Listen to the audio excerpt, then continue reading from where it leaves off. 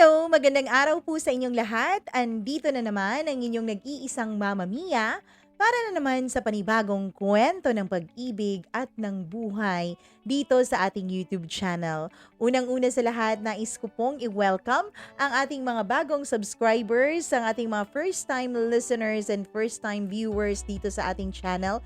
Hello po sa inyong lahat. Maraming salamat po sa pag-click at sa panonood o pakikinig ngayong araw na ito. Sana kung magustuhan niyo ang ating kwentong itatampok ngayong araw, please do not hesitate to click the notification bell at subscribe button para lagi po kayong updated sa bawat video na ating i-upload. Pero bago po tayo magsimula, as usual, nais ko munang bumati sa lahat ng mga nakikinig, nanood ng mga past videos natin at mga nag-comment.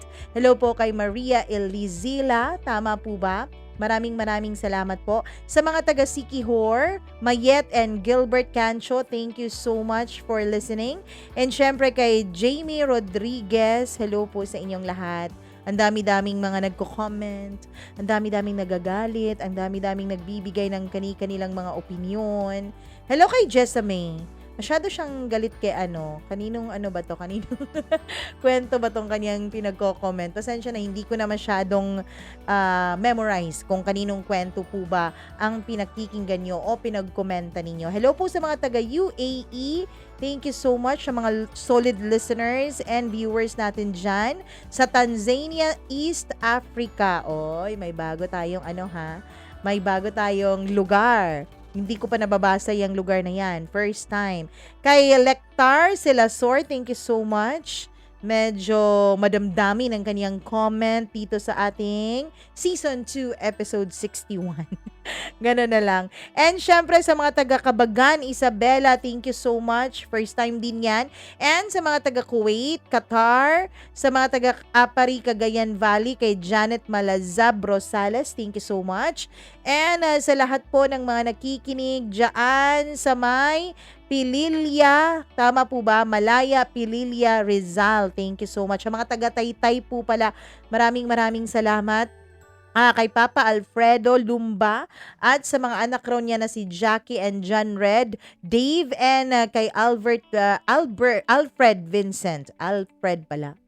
Hello po, thank you so much sa pakikinig. And sa mga taga-Taiwan, maraming salamat po sa inyong lahat. Sa mga taga-Bahrain, mga OFWs natin dyan, thank you so much po for watching. And sa mga taga-Japan, konnichiwa. Konnichiwa minasan. Say meaning anong ibig sabihin yan in Tagalog? Hello po sa mga taga-CDO. Meron tayong mga taga-CDO kay Dave, Dayan, Daniela, Mendoza family. And from Jeddah, Saudi Arabia, hello po. Maraming salamat. Wilma Elevado, thank you so much. Rufa Ramuya, maraming salamat po sa inyong pakikinig. Sa lahat ng mga taga Singapore, sa lahat ng mga taga Mindanao, hello po sa inyo. Sa lahat ng mga taga Visayas, sa Cebu, sa Bacolod, meron din tayo ditong Iloilo City, hello po sa inyong lahat. Maraming salamat po. Hello po sa husband niya na si Reyno Panes and sa anak niyang si Ezekiel. Sino po ba ito? Si Edsa Banilla. Tama po ba? Hello kay kay Carlo, maraming salamat sa pakikinig. And kay Angela Dimla, thank you so much po. Regular listener din natin si Bebang Pinon from Pasig. Hello po sa mga taga Luzon. Maraming salamat po sa inyong lahat. Ay, hello po kay sino po ba ito? Hindi po ako related sa kanya. May tinatanong siya kung po ba related daw po ba ako sa isang DJ sa Maynila. Kasi parang pareho raw kami ng boses. Wala naman po akong kamag-anak na nasa Maynila. Mga in-laws nasa Maynila pero mga kamag-anak wala naman. Hello kay Jessica Ridubla from Bahrain. Thank you so much. Sa lahat po ng mga hindi mababasang komento, na mga pa-shoutout, pasensya na po kayo. Hindi po natin maisa-isa lahat dahil more than 100 po ang nagko-comment every day. So kung hindi man kayo nabasa ngayon, comment po kayo sa susunod na video nang sa ganon ay baka kayo na ang susunod nating mas shoutout. Maraming salamat po. Ang kwento natin na ibabahagi ngayong araw ay tungkol po sa kung papaano ba hindi natuturuan ng puso. Sabi sa Biblia, ang puso daw po ay deceitful, mapanlin lang. So kapag ginagamit raw natin lagi ang puso sa tuwing tayo'y nagdedesisyon, may mga pagkakataon daw po talaga na mga mali-mali ang ating magiging desisyon kasi deceitful daw po ang puso. Wala daw po sa Biblia na sinasabi na sundin mo ang puso mo, dapat sundin mo raw si Kristo. Ang ating itatampok ngayon ay isang babae na para bang pinaglalaruan siya ng kanyang tadhana. Pakinggan natin ang kwento ni Leia dito lang po sa paborito ninyong programa, ang Dear Mama Mia.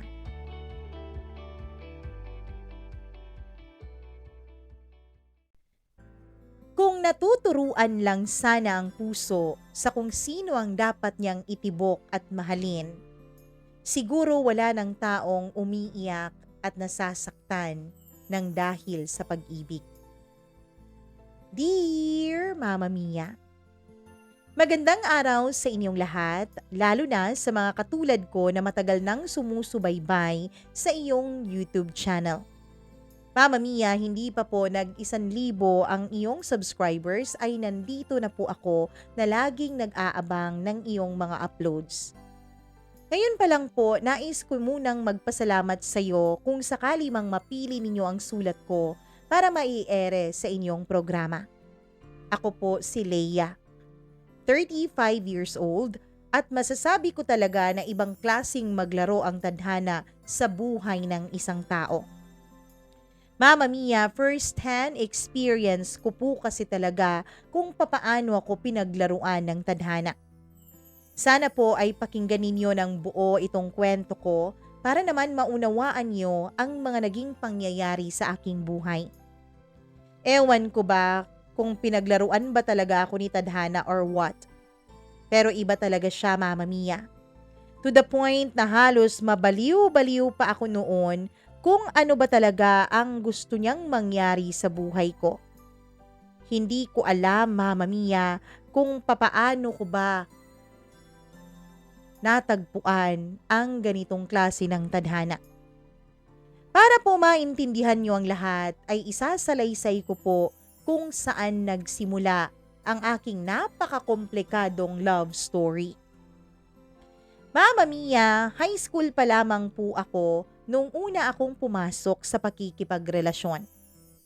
Third year high school ako noon, Mama Mia. Samantalang yung first boyfriend ko naman ay fourth year na that time.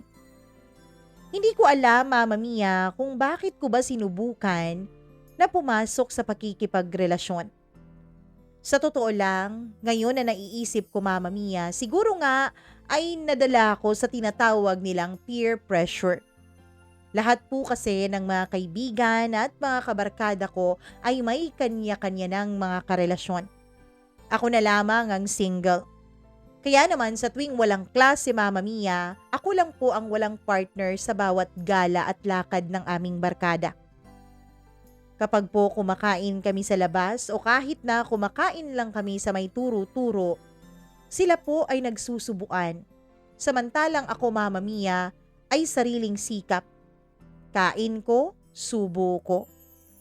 Wala kasing ibang sumusubo sa akin, Mama Mia, kasi nga wala akong karelasyon. Kaya naman isang araw, Mama Mia, naisipan ko, bakit kaya hindi ko nalang pasukin ang pakikipagrelasyon? Nang sa ganon, ay masubukan ko naman kung papaano ba alagaan ng ibang tao. Sanay na sanay kasi ako na sarili ko lang ang nag-aalaga sa akin. Lumaki kasi talaga akong independent, Mama Mia. 4 po kaming magkakapatid. Ako po ang panganay, kaya lahat ng atensyon ng mga magulang ko ay nasa mga kapatid kong sumunod sa akin. Siguro, Mama Mia, ang tingin sa akin ng mga magulang ko ay malakas, strong and independent. Kaya naman, kahit kailan ay hindi nila tinanong kung nangangailangan ba ako ng kanilang kalinga o atensyon. Hindi ko naman po yun ipinagtampo sa mga magulang ko. Sa katunayan yan, Mama Mia, ay medyo masaya pa ako dahil hindi ako ang napagpo-focusan ng aking mga magulang ng kanilang atensyon. Ibig sabihin, makagawa man ako ng mali at palpak, ay hindi rin nila masyadong napapansin. Kaya naman Mama Mia, si Randy po ang napili kong sagutin sa tatlong mga nanliligaw sa akin noon. Sa totoo lang Mama Mia, ang sabi ng mga kaibigan ko, bakit raw si Randy pa? He was just a nobody. Ako kasi Mama Mia ay part po ako ng dance troupe ng aming school. Isa po ako sa mga pinakamasikat na mga babae sa eskwela. Samantalang si Randy naman ay ordinary student lang. Ang mga kasabayan niya kasing dumidiskarte sa akin dati ay mga dancers din o di kaya naman ay varsity sa school namin. Kaya naman na-shock talaga lahat ng mga kabarkada at kaibigan ko. Kung bakit daw sa lahat ng mga pumoporma sa akin, bakit daw si Randy pa talaga ang pinili ko? Hindi na nga gwapo, hindi pa sikat sa school at lalong hindi pa belong sa top section. Siguro Mama Mia, hindi ko rin alam kung papaano o ano bang nakita ko noon kay Randy kung bakit siyang pinili kong sagutin. Siguro kasi kakaiba siya. Sobrang confident niya Mama Mia. Sa totoo lang Mama Mia, alam ko naman na kakaibang confidence talaga ang pinamalas niya lalo na nung hindi siya nawalan ng loob na manligaw sa akin kahit alam niya kung sino-sino ang kanyang mga karibal. Siguro Mama Mia na challenge din ako sa kanya. Pero kung feelings ko po ang ating pag-uusapan, hindi ko po talaga alam kung ano ang isasagot ko kapag tinanong ako kung mahal ko ba talaga si Randy. Hindi ko kasi alam Mama Mia kung ano noon ang pagmamahal. Ang tanging naiisip ko lang noon, may tagabitbit na ako ng bag sa tuwing tapos na ang klase namin. May tagalibre na ako sa bawat gala namin. At meron na rin akong kasama at hindi na ako nag-iisa kapag may gala ang barkada. Mama Mia, sa totoo lang, unti-unti ay nagugustuhan ko rin naman si Randy. Mabait kasi talaga siya. Oo nga't hindi siya katulad ng iba, ng boyfriend ng mga barkada ko na sikat sa school o di kaya naman ay sa ibang school. Pero hindi naman po siya bad boy na katulad ng ibang mga boyfriends.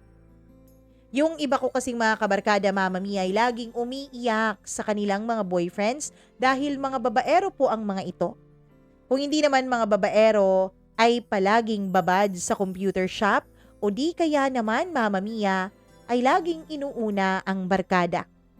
Pero iba po si Randy. Iba siyang magparamdam ng pagmamahal. Kaya siguro tumagal rin kami ng halos 1 taon. Actually, Mama Mia, hindi naman po kami nag-away. Kaya kami nagkahiwalay. Natapos lang po ang relasyon naming dalawa nung graduate na siya ng high school. Pagkatapos ng kanyang graduation, Mama Mia, ay nakipag-break na ako sa kanya dahil hindi ko na po gusto ang ideya na hindi ko siya araw-araw na nakikita. Magka-college na kasi siya. At alam ko, Mama Mia, na malayo ang papasukan niyang paaralan mula sa barangay namin. Alam ko rin na hindi na araw-araw na magkikita kaming dalawa. Ayoko kasi ng ganun, Mama Mia. Ayoko na may nababalitaan akong kakaiba. Ayoko na parang magmumukha akong tanga. Kaya bago pa mangyari ang lahat ng yon ay uunahan ko na. Brinake ko na po si Randy. Siguro, masasabi niyo rin na baka rason ko lang talaga yun. Dahil gusto ko nang makipag-break kay Randy.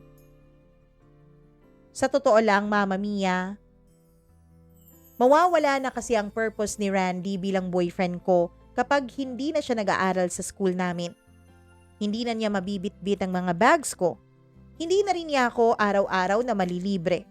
Hindi na rin siya araw-araw na makakasama sa gala ng aming mga barkada. Alam ko kasi Mama Mia, nakakaiba ang college life. Nakita ko kasi yon sa mga pinsan ko. Masyado na silang naging seryoso nung mag-college sila at nawala na ang kanilang pagkabata. Kaya alam ko na mangyayari din yon kay Randy. Baka yun pa ang pagsimulan ng away naming dalawa at hindi pagkakaintindihan. Mama Mia, pagkatapos naming maghiwalay ni Randy ay wala lang naman sa akin ang lahat ng yon. Siguro nga, hindi lang talaga pumasok sa loob ng puso ko si Randy. And during summer vacation, Mama Mia, ay meron po akong classmate na nakaka-text ko. Itago na lang natin siya sa pangalang Gab o Gabriel. Gwapo po si Gab, Mama Mia.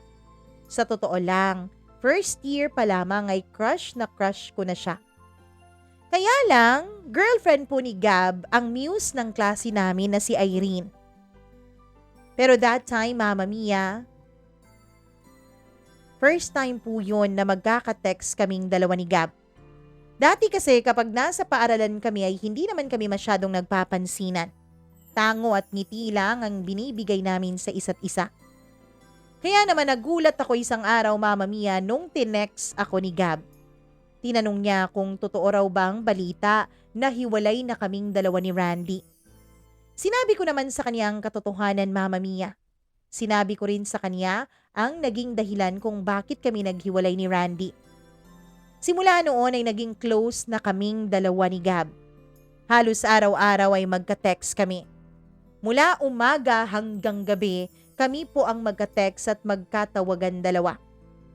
Sa totoo lang, Mama Mia, nung mga panahon na yon, big deal talaga kapag nakaka-text o nakakatawagan mo ang isang tao. Hindi pa kasi uso ang unlimited noon. Kaya naman gagastos at gagastos ka talaga kapag may gusto kang kausapin sa cellphone. Kaya Mama Mia, safe to say na kapag tinitext o tinatawagan ka ng lalaki noon, ibig sabihin ay espesyal ka sa kanya dahil pinagkakagastusan kanya. Mama Mia, buong summer po kaming dalawa ang laging magka-text ni Gab. Sa totoo lang, may mga pagkakataon rin na nagkikita kaming dalawa sa labas. Inaaya niya akong magmerienda o di kaya naman ay manood ng sine. Alam mo, Leia, ikaw sana yung liligawan ko noon, kaso naunahan ako ni Randy. Tapos magkabarkada kasi yung kuya ko at siya, kaya naman nirespeto ko na lang ang relasyon ninyong dalawa. Sabi sa akin ni Gab, Mama Mia, habang kumakain kami ng halo-halo one time. Kaya naman, Mama Mia, kinilig talaga ako ng bongga noon. Ibig sabihin pala ay pareho kami ng nararamdaman ni Gab. Pareho kami na may crush sa isa't isa. Kaya naman hindi ko pinatapos ang araw na yon na hindi ko siya inaya sa bahay namin. Wala kasi akong kasama noon dahil ang mama at papa ko ay busy pa sa kanilang trabaho. Samantalang ang mga kapatid ko naman, Mama Mia, ay nakabakasyon sa lolo at lola ko. Dapat sana ay sasama ako sa bakasyon na yon pero nagdahilan ako sa mga magulang ko. Dahil ang totoo niyan, Mama Mia, ay nais ko talagang makasama si Gab. Kaya naman, nung makarating kami sa bahay namin ay nagsalang po ako ng isang DVD movie. At habang nanonood kami, Mama Mia, ay hinawakan na lang bigla ni Gab ang aking kamay. Hindi ko talaga alam kung ano ang nararamdaman ko noon. Basta ba, Mama Mia, para akong kinakabahan na parang pinagpapawisan ng mga kamay ko. Hindi naman ako pawisin, pero kakaiba talaga ang naramdaman ko noon. Oo, Mama Mia, nahawakan rin naman ni Randy ang kamay ko noon at in fact, nahalikan na nga niya ako pero hindi ko naramdaman kailanman ang ganitong pakiramdam sa kanya. First time po ang ganitong pakiramdam para sa akin. Siguro nga ganito talaga kapag mahal o gusto mo ang isang tao. Pero Mama Mia, aaminin ko na nagustuhan ko naman ang feeling na yon. Ang effect ng kanyang kamay sa aking kamay. Kaya naman hindi ko na lang binawi ang kamay ko at nag-enjoy na lang ako na manood ng movie habang magkahawak kami ng kamay. Mama Mia, hindi lang po sa pagkahawak ng kamay natapos ang summer vacation na yon. Dahil sa sumunod pa na mga araw ay lagi na kaming tumatambay ni Gab sa loob ng bahay namin. At isang araw, Mama Mia, meron na ngang nangyari sa aming dalawa. Hindi namin napigilan ang aming mga sarili. Hindi ko kasi alam na yung movie pala na dala niya, Mama Mia, ay may steamy scene. O di kaya yung mga sex scenes na dapat ay hindi pa namin pinapanood noon. Siguro masyado lang kaming nadala at naapektuhan sa aming mga pinanood, Mama Mia. Hindi ko alam pero dahan-dahan po na hinalikan ni Gab ang aking balikat. Naka-off shoulder kasi ako noon, Mama Mia, dahil usong-uso yun nung panahon namin. Hindi ko siya sinaway nung hinalikan niya ang balikat ko. Hanggang sa umakyat ang halik na yon sa aking leeg, sa aking tenga, papunta sa aking mga labi. Mama Mia, dun nga ay hindi na ako nakapagpigil pa. Alam kong dapat inawat ko si Gab. Pero hindi yun nangyari. Bagkus ay niyakap ko pa siya at binigay ko ang halik na inaasam-asam niya. Mama Mia, sa loob ng kwarto ko ay may nangyari sa aming dalawa ni Gab. Siya po ang nakauna sa akin kahit na hindi ko siya boyfriend. Masakit ang first experience ko na yun, Mama Mia. Masakit sa katawan pero masaya naman sa pakiramdam. Yun po ang pinakamagandang summer vacation sa tanang buhay ko, Mama Mia. Ewan ko ba, pero sa loob ng halos 2 buwan na lagi kaming magka-text at magkasama ni Gab, ay para bang natalo noon ang halos 1 taon naming relasyon ni Randy. Ito talaga siguro ang kaibahan, Mama Mia, kung may feelings at may nararamdaman ka sa isang tao. Kakaiba ang kilig at kasiyahan na iyong mararamdaman. Mama Mia, excited na po ako noon na matapos ang summer vacation. Excited na akong magsimula ulit ang klase para naman nang sa ganon ay makipag-break na si Gab kay Irene at makapanligaw na siya sa akin. Wala namang sinasabi sa akin si Gab na ganon, Mama Mia. Sadyang ako lang talagang nag-assume dahil ramdam ko naman base sa mga actions at sa mga sinasabi niya sa akin at pinapakita niya sa akin na mahal rin niya ako. Alam ko, Mama Mia, na in love na rin sa akin si Gab kagaya ng pagmamahal ko sa kanya. In short, the feelings between us is mutual. Mama Mia, nung bumalik na nga ang klase ay excited na excited talaga ako. Halos hindi ako makatulog nung gabing yon. Prepare ko na talaga lahat ng mga susuotin ko, pati na rin ang pantali ko sa buhok, pati na rin ang pulbong gagamitin ko at ang pabangong gagamitin ko.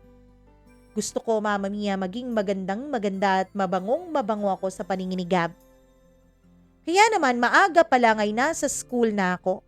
Inaantay ko si Gab noon. Pero pagdating ko sa school, Mama Mia, ay nakita ko po silang dalawa ni Irene na nag-uusap. Nung nag-usap po silang dalawa, Mama Mia, ay nagkaroon po ng excitement sa puso ko. Naisip ko noon, Mama Mia, na baka nga nakipaghiwalay na si Gab kay Irene. Baka nga kaya sila maaga noon sa paaralan para wala pang makakita at makarinig sa kanilang paghihiwalay dalawa. Mama Mia, excited na excited ako noon. Pero hindi po ako masyadong nagpahalata. Nagpa-asif na lang po ako na, Mama Mia, na may kausap ako sa cellphone ko. Para naman wag maging masyadong feeling gwapo si Gab. Baka isipin niya gwapo talaga siya, kaya naman inaantay ko na maghiwalay silang dalawa ni Irene. Ang gusto ko kasi talaga noon, Mama Mia, ay siya ang mas lumapit sa akin. Pero sa totoo lang, sa loob ng puso ko ay gustong-gusto ko na silang lapitan. Gustong-gusto ko na silang kamustahin at gustong-gusto ko nang malaman kung hiwalay na ba talaga silang dalawa. Pero pinigilan ko lang talaga ang sarili ko, Mama Mia. Dahil mas pinili ko na lang ang mag-intay na si Gab na mismo ang lumapit sa akin.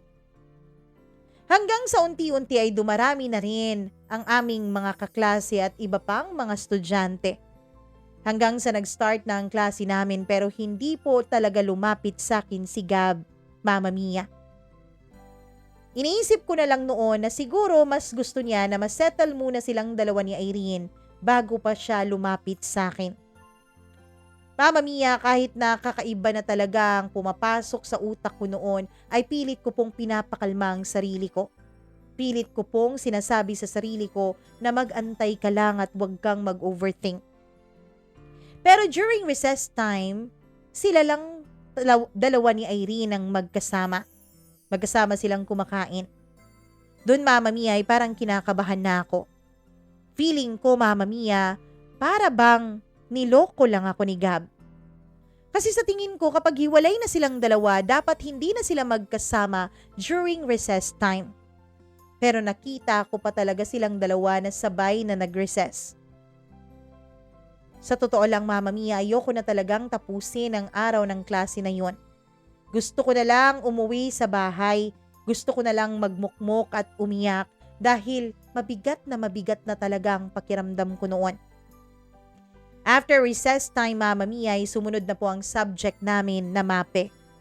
And yung teacher namin, Mama Mia, ay nangunguha po ng mga volunteers para magpakita ng kanilang talent sa klase. Ang gusto raw niya kasi ay malaman na niya kung saan ang talent naming lahat nang sa ganon ay kanya nang maasikaso ang magiging play ng aming batch.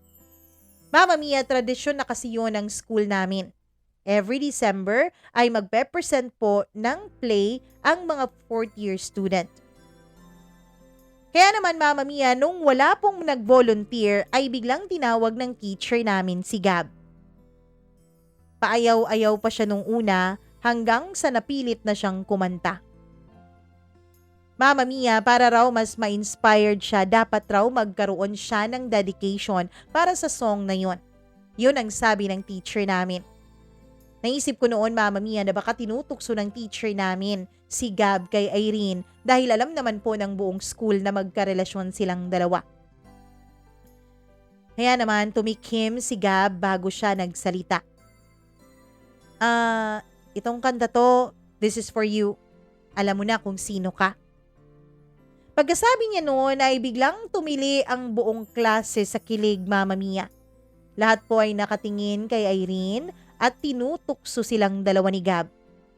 Si Irene naman, Mama Mia, ay hindi ko talaga mabasa ang kanyang reaksyon. Pangiti-ngiti siya pero hindi ko alam kung tunay ba talaga siyang masaya. Kinikilig ba siya o ano ba talaga ang nararamdaman niya? Noong tingnan ko kasi ang mga mata niya, Mama Mia, ay parang blanco lang talaga ang kanyang reaksyon. Mama Mia, noong tiningnan ko si Gab ay sa bintana po siya nakatanaw habang kumakanta. Pero paminsan-minsan ay nakikita ko rin siyang tinitignan si Irene. Hindi ko alam kung imagination ko lang ba talaga, pero paminsan-minsan din, Mama Mia, ay nahuhuli ko ang kanyang mga mata na tumitigil kapag napatingin sa akin. Ayokong mag-assume noon, Mama Mia. Ayokong bigyan ng ibang kahulugan ng actions ni Gab. Kaya naman, pinilit kong sabihin sa sarili ko na imagination ko lang ang lahat. Dahil natapos na lang ang klase nung araw na yon, Mama Mia, pero hindi pa rin ako nilalapitan ni Gab. Kaya naman, nagdesisyon na lang ako noon na hindi na lang talaga ako maghihintay sa kanya. Baka nga talaga pinagtripan lang niya ako nung summer. Baka nga talaga, Mama Mia, ayaw niya talaga sa akin at kinuha lang talaga niya ang gusto niya sa isang babae. Sino ba siya sa akala niya? Akala ba niya siya lang ang marunong maglaro? Akala ba niya siya lang ang marunong humanap ng iba? Kaya naman, Mama Mia, mula nung araw na yon ay dinedma ko na si Gab. Ang plano ko sana noon, Mama Mia, na hanggang pagkatapos ng school year ay magiging mag-isa ko. Kaso lang, hindi naman sa pagmamalaki, pero dahil nga siguro dancer ako sa school namin ay marami talagang lumalapit-lapit sa akin. Kaya naman, Mama Mia, isang araw ay pinansin ko na ang isang nagpapapansin sa akin. Palagi kaming dalawa na magkasama tuwing recess. Palagi rin niya akong sinusundo sa klase namin sa tuwing natatapos na ang araw. Mama Mia, hindi naman ako tunay na naging masaya noon. Dahil sa totoo lang, si Gab naman talaga ang laman ng puso ko. Ewan ko ba kung bakit, siguro dahil si Gab ang nakauna sa akin. Kaya siguro ganun na lang ang attachment ko sa kanya. Pero pinilit ko talagang deadmahin ang nararamdaman kong yun. Pinilit ko talaga, Mama Mia, na mas unahin ang sarili ko nung mga panahon na yon. Pinilit ko ring deadmahin si Gab hanggang sa sana ay matapos ang klase. Kaso lang, Mama Mia, hindi po yun naging posible. Dahil nung dinivide na po ang section namin para sa dalawang play na aming gagawin, ay magkaiba po ang naging grupo ni Gab at Irene. Mama Mia, dinaan kasi sa raffle ng teacher namin yung pagpili sa miyembro ng bawat grupo. At kaming ang dalawa ni Gab ay naging magkagrupo sa isang play. Ang napili po naming play, Mama Mia, ay Moulin Rouge po. At ako po ang naging bidang babae at si Gab ang naging bidang lalaki dun sa play na yon. Hindi ko alam pero yun ang naging desisyon ng team leader namin. Kasi nga, Mama Mia, may mga parts ng play na sumasayaw po ang bidang babae. Kaya naman kailangan raw nila ng dancer. Hindi rin naman ako sintonado. Marunong din naman akong kumanta kaya ako na ang napili nila. Mama Mia, naging normal at natural lang na tuwing practice namin ay magkakasama kaming lahat. Nagagabihan kami sa daan, lalo't lalo na nung malapit na po ang play. Mama Mia, malaki talaga ang pasasalamat ko sa mga friends ko noon. Especially to Randy po. Dahil kahit wala na siya sa school, Mama Mia, ay palagi siyang pumibisita sa school namin kahit na college na siya. Paminsan-minsan, Mama Mia, ay sinusundo rin niya ako tuwing may practice kami. Mama Mia, sinabi ko kasi kay Randy na tulungan niya akong kalimutan si Gab. Naging seryoso kasi talaga ako nung bonding namin ni Gab nung summer. Tapos sa kanya ay parang baliwala lang ang lahat. Kaya masyado talaga akong nasaktan noon sa mga naging pangyayari sa aming buhay. Hanggang sa dumating na nga ang araw ng play namin, Mama Mia. Ang buong akala ko noon ay nakakapag-move on na ako kay Gab dahil ayos naman ako kapag nagpa-practice kaming dalawa. Pero sadyang hindi pa pala talaga. Mama Mia, hindi ko alam kung bakit ako kinikilig nung mga panahon na yon nung kinanta na namin ang theme song ng play namin. Hindi ko alam, Mama Mia, pero pakiramdam ko ay hindi kami umaarte nung mga panahon na yon. Pakiramdam ko ay tunay na tunay ang pinapakita naming nararamdaman at emosyon para sa isa't isa. Kahit na lip sync lang naman ang ginawa namin noon, Mama Mia, dahil naka-advance record na ang mga voices namin para sa mga kanta. Pero kahit na ganoon, Mama Mia, ay iba pa rin ang effect sa akin. Lalo na nung tinitigan niya ako sa mga mata habang nagli-lip sync kaming dalawa sa kanta at hawak-hawak niya ang mga kamay ko.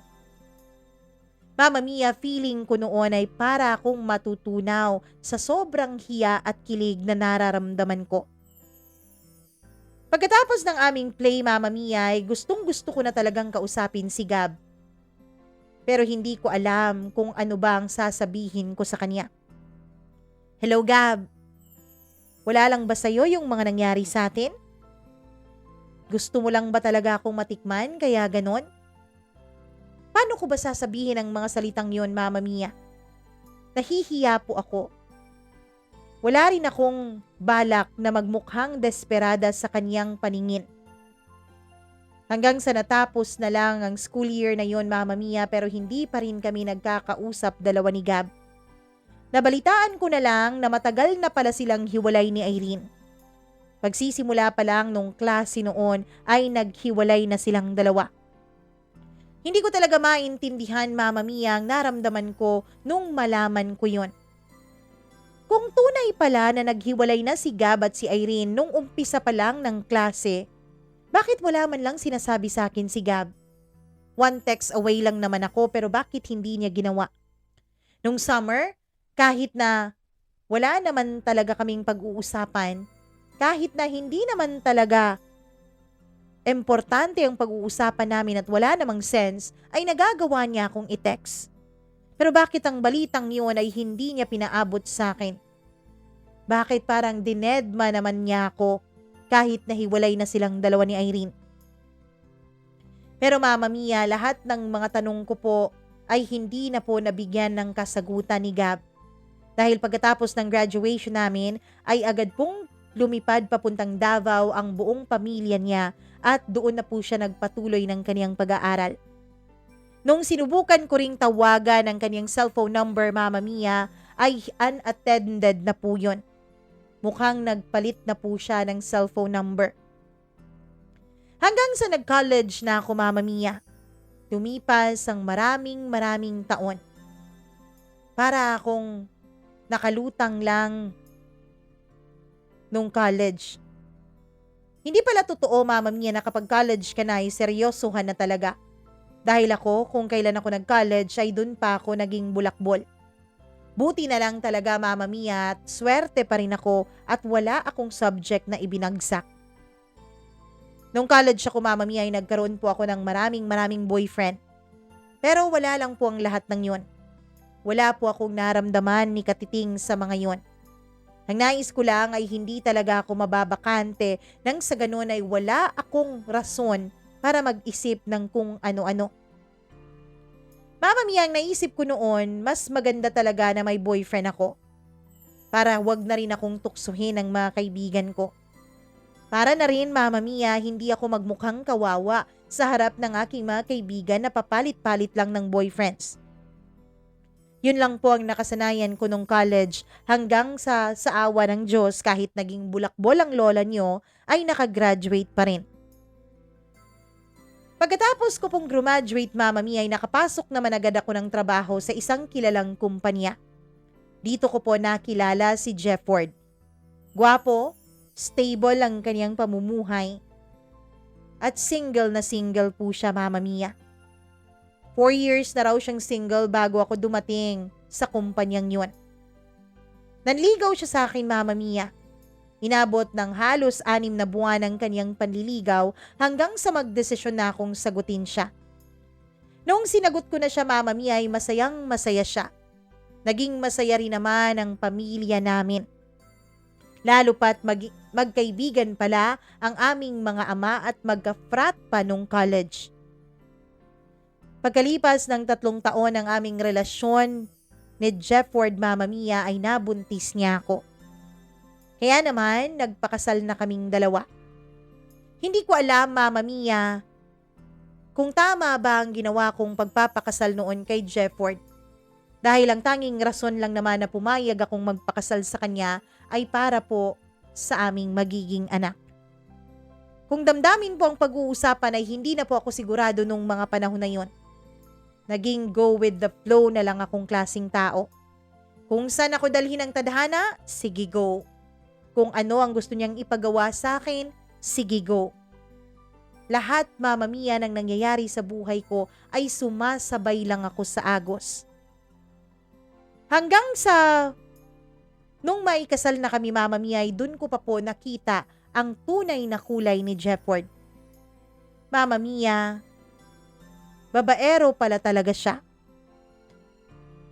Sa totoo lang, nung malapit na akong manganak, ay iba't ibang babae po ang nahuhuli kong kasama niya. Kachat niya o di kaya'y katawagan niya.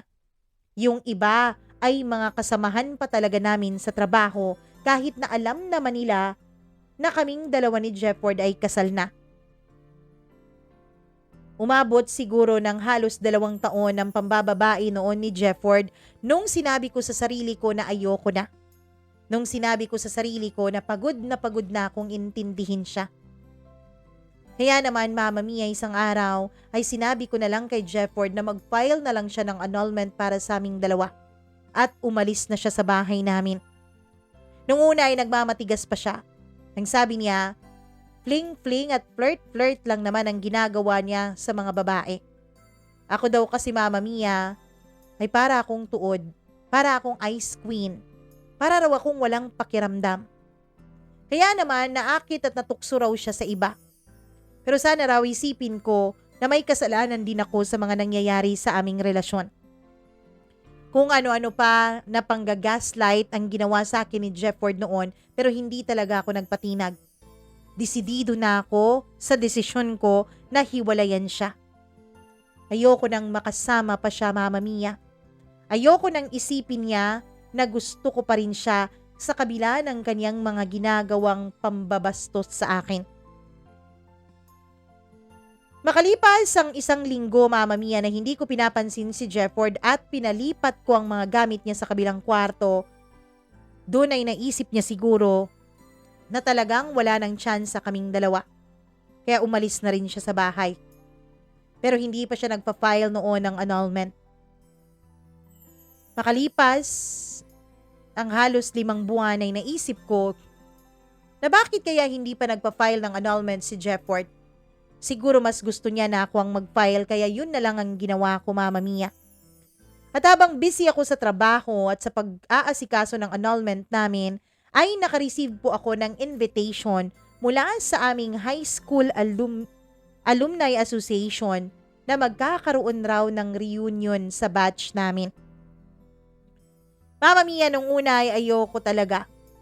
Pero nung maramdaman at maalala ko si Gab, ay naisip ko, Mama Mia, baka ito lang ang tanging paraan para malaman ko kung ano nang nangyari sa kanya. Sinearch ko kasi siya sa mga social media platforms pero wala po akong nakita na kapangalan niya. Naisip ko noon na siguro nga ay naging masyado siyang seryoso sa buhay at hindi na siya nagkaroon pa ng time para sa mga ganong klasing bagay. Kaya kahit na hindi naman talaga ako masyadong desidido noon na pumunta sa reunion, ay nag-confirm pa rin ako sa aming alumni president. At nung makarating na ako sa venue ng reunion, Mama Mia, ay kinakabahan talaga ako. Mama Mia, lagpas 10 taon na ang nakakaraan noon mula nung graduation namin sa high school. Kaya hindi ko na alam kung anong nangyayari sa iba pa naming mga kaklase na wala akong naging balita. Pagkarating ko noon ay nakita ko na ang mga classmates ko, pati na rin si Irene. Si Irene, Mama Mia, ay kasal na po sa isang American citizens. Meron na po silang 3 anak. Nag-uusap kami noon nung biglang may tumikim sa likuran namin. Kahit na ilang taon na ang lumipas, kahit na tumanda na kami, Mama Mia, ay hindi pa rin talaga nawala ang kilig ko kahit sa katiting na tikim na yon. Alam kong si Gab yun, Mama Mia. Nung lingunin ko siya, ay literal na halos malaglag ang panty ko sa aking nakita. Kung noon ay gwapo na si Gab, ngayon ay parang trumiple pang kanyang kagwapuhan. Mama Mia, mamang-mama na po talaga siya. Hindi na tulad dati na totoy pang at patpat pang pangangatawan. Ngayon ay halatang alaga ng gym ang kanyang katawan. Moreno rin ang kanyang kutis na pantay-pantay. Magaling rin siyang magdala ng damit, Mama Mia. At lalong mas na-emphasize ngayon ang kanyang jawline at kanyang mga muscles. Hindi ko alam pero feeling ko noon ay parang mabubuwal ako sa nakita ko. Ngumiti si Gab sa akin. Ngumiti rin siya sa lahat at binati kaming lahat. Hindi ko alam kung ano ba ang reaksyon ng mukha ko noon, Mama Mia. Nakakahiya siguro. Baka nakanganga pa ako habang tinitignan si Gab. At habang nagpo-program, Mama Mia, doon ay napapansin kong pasulyap-sulyap sa akin si Gab. Hanggang sa tinanong ako ng isa kong kaklase. Uy, Leia, may nagpapatanong, may asawa ka na raw ba? Ako? Oo, pero malapit na rin ako maging single ulit. Sabi ko sabay tawa. Nung marinig yon ng ibang kaklase namin, Mama Mia, ay naintriga silang lahat. Kaya naman imbes na sa program sila mag-focus, ay ako ang pinagtuunan nila ng pansin.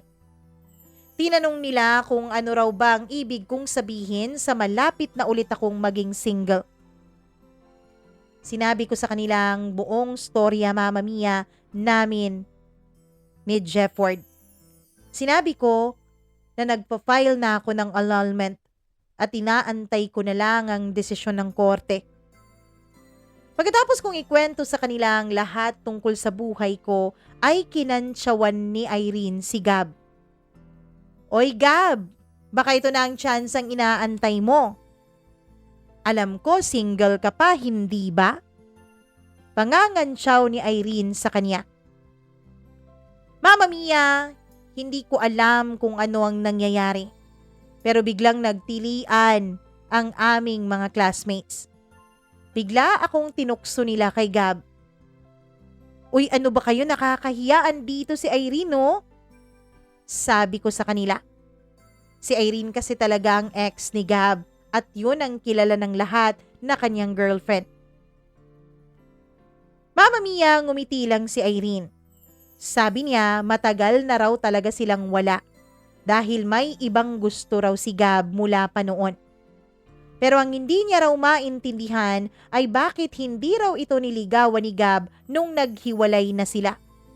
Ang buong akala raw noon ni Irene, Mama Mia, ay pagkatapos nilang maghiwalay ni Gab ay liligawan ni Gab yung kanyang sinasabing babaeng kanyang gusto. Mama Mia, kinulit ng lahat si Gab. Oy Gab, bakit nga ba hindi mo siya niligawan? Sino ba yung mystery girl na yan? Tanong ng lahat. Liligawan ko naman talaga sana siya pero parang pinaglalaruan lang niya ako eh. Alam mo yun? Parang may iba siya. Parang hindi lang isa kundi dalawa pa talaga. At parang binalikan pa niya yung ex niya. Kaya sinabi ko sa sarili ko na baka pinagtitripan niya lang ako kaya hindi ko na lang itinuloy. Sagot ni Gab sa lahat na nag-aantay ng kanyang sasabihin. Mama Mia, pagkatapos sabihin yun ni Gab ay bigla siyang tumitig sa akin. Titig na nakakatunaw. Doon ay napansin yun ng mga kaklase namin kaya naman sila rin ay sumisigaw at tumitili sa kilig. Kung alam lang daw nilang totoo ay baka hindi pa nagsabi si Gab noon ay naging kami ng dalawa. Pero sinabi ko, Mama Mia, huli na ang lahat dahil meron na akong 2 anak. At isa pa, high school pa yun kaya mag-move on na lang kaming lahat. Mama Mia, nung matapos ang reunion na yun, balak sana ni Gab na ihatid ako pa uwi. Pero may dala akong sasakyan noon. Sabi niya, pwede raw ba niya akong ma-invite for coffee pero tumanggi ako, Mama Mia. Nahihiya kasi talaga ako sa mga nangyari. Naisip ko noon, Mama Mia, siguro nga kung hindi ako nagpadalos-dalos noon ng desisyon, kung hindi ko agad in-entertain yung ibang nanliligaw sa akin, at kung hindi ko sana agad pinapansin ulit si Randy, ay baka nagkaroon ng lakas ng loob noon si Gab na ligawan ako. Pero ngayon ay huli na ang lahat para sa amin. Ngayon ay tapos na dahil tapos na rin ang high school. Kailangan na naming mag-move on. Mama Mia, lumipas ang 2 linggo na wala na akong contact ni kanino man sa mga classmates ko. Ganun siguro talaga ang reunion. Hanggang sa araw lang ng reunion nyo at pagkatapos ay parang hindi na rin kayo magkakilala ulit. Pero isang gabi galing ako sa trabaho, Mama Mia, ay nakareceive po ako ng notification sa Facebook ko. Meron pong friend request. Nung tiningnan ko po yun, ay Mama Mia, bigla akong kinabahan. Si Gab po ang nag-friend request sa akin. Nagdadalawang isip pa ako noon kung i-accept ko ba yun.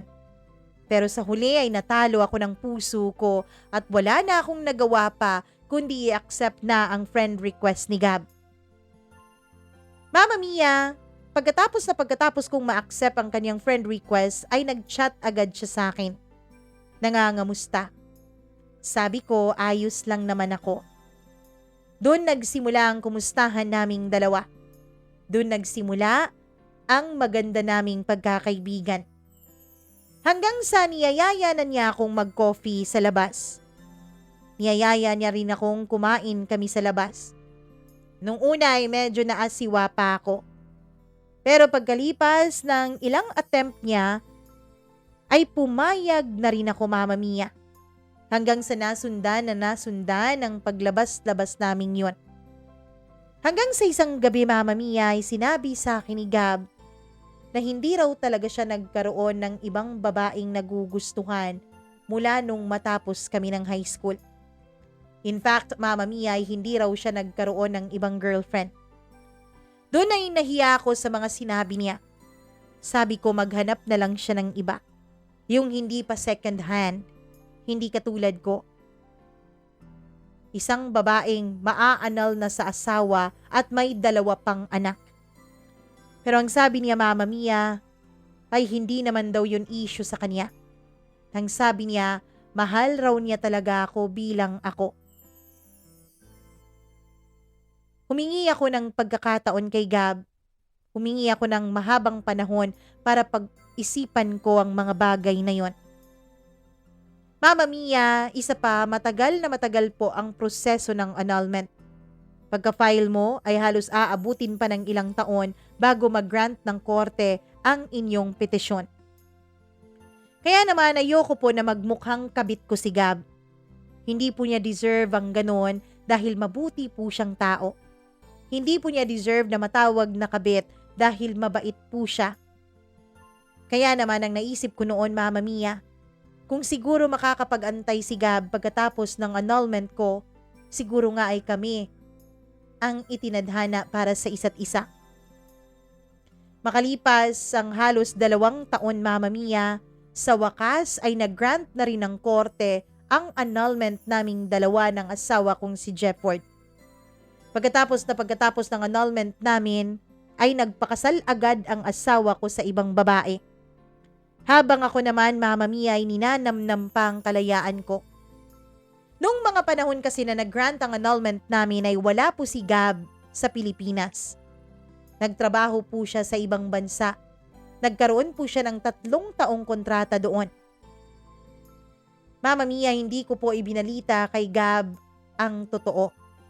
Dahil ang naisip ko noon, siguro nga dapat tadhana na lang ang gumawa ng paraan kung kami ba talagang nararapat para sa isa't isa. Hindi na rin ako nag-a-update ng Facebook ko hanggang sa nag-deactivate na rin ako, Mama Mia. Wala nang iba pang pagpipilian si Gab kung paano niya ako kokontakin.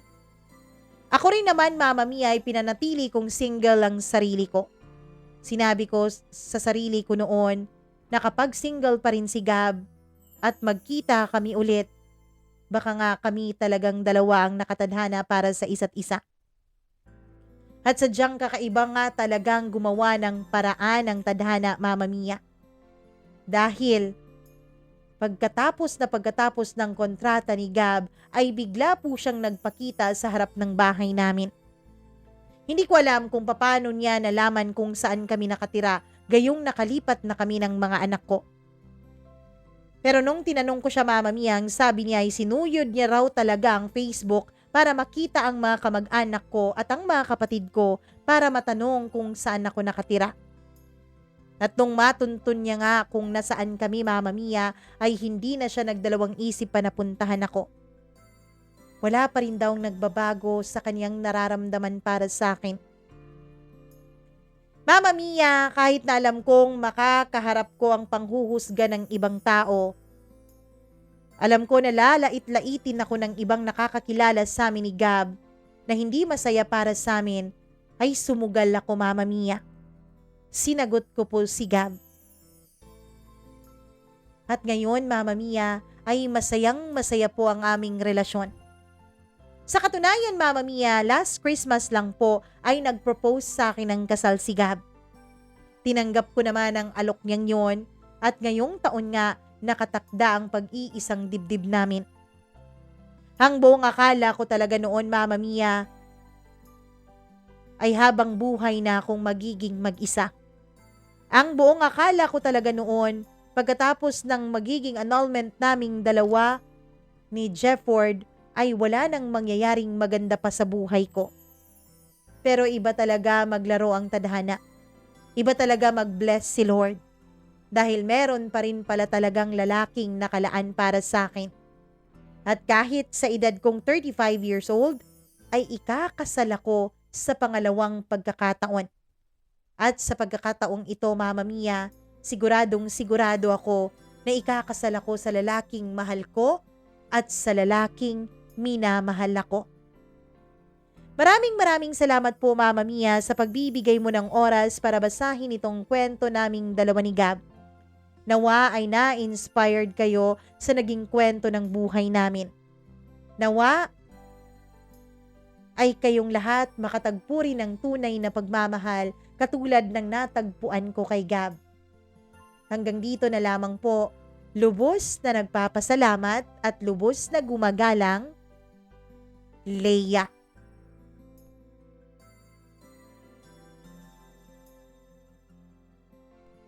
Sadyang nakakakilig naman talaga ang kwento ng buhay pag-ibig ni Leia. May iba talaga na sadyang siniswerte pagdating sa buhay pag-ibig. Pagdating sa love life. Siguro nga napakaganda mo, Leia, kaya ang dami-daming nahuhumaling sa'yo. Pero kidding aside, masayang masaya ako dahil nagkaroon kayo ng pagkakataon ni Gab para muling balikan at muling sariwain ang inyong pagmamahalan. Totoo nga siguro ang kasabihan na kapag kayo ay itinadhana, abutin man ng ilang taon, abutin man ng napakaraming bagyo ang inyong relasyon, abutin man ng milya-milya ang inyong distansya sa bawat isa, at hindi man kayo magkita ng lagpas dekada, kapag kayo talagang nakatadhana, Diyos ang gagawa ng paraan para kayo ay muling magkita at dugtungan ang inyong pagmamahalan. Katulad ni Leia, ay wini-wish ko rin po na sana lahat ng mga nanonood dito sa ating YouTube channel ay magkaroon ng magandang love life this 2024. Sana lahat kayo ay maging masaya ang inyong mga puso. Maraming salamat po talaga mula sa kaibuturan ng puso ko sa inyong walang sawang pagsuporta sa ating munting YouTube channel. Lalong-lalo na yung mga hindi nagsiskip ng ads. Maraming salamat po sa inyong lahat, lalong-lalo na rin yung mga nagmamarathon ng ating mga kwento araw-araw. Kahit paulit-ulit na nilang pinapakinggan, ay hindi pa rin sila nagsasawa. Thank you po talaga sa inyong lahat. Dahil sa inyo ay magsusumikap akong mas lalo pa nating dagdagan ang ating mga content na may a-upload dito sa YouTube. Siya nga pala, abangan nyo po ang panibagong channel na ating ilo-launch. Sasabihin ko po dito sa ating vlog sa mga susunod na uploads natin. Pero hindi pa po yan pulido, pinaplano pa lang po. At sa mga hindi pa nakapanood ng iba nating videos, please click po the link na nandito sa screen ninyo. O di kaya naman ay i-click nyo po yung Mama Mia CDO sa baba, yung picture ng babaeng yan na hindi ko alam kung ako ba yan. Charot lang. I-click nyo yan, tapos ipupunta po kayo doon sa mga videos ng mga previous episodes natin. Muli ay maraming salamat sa inyong lahat. Sa mga hindi pa nakapag-subscribe, please don't hesitate to click the subscribe button and click the notification bell para lagi kayong updated sa bawat video na ating i-upload. At kung meron kayong komento sa story natin na ito at kung meron kayong pa-shoutout, comment down below. Baka kayo na po ang susunod nating ma-shoutout. Sa lahat ng mga nakikinig, maraming salamat po. Sa mga gustong magbahagi ng kanilang kwento, mag-email lamang po kayo mamamiacdo0317@gmail.com. Muli po, ako ang inyong nag-iisang Mama Mia. Magandang araw sa inyong lahat.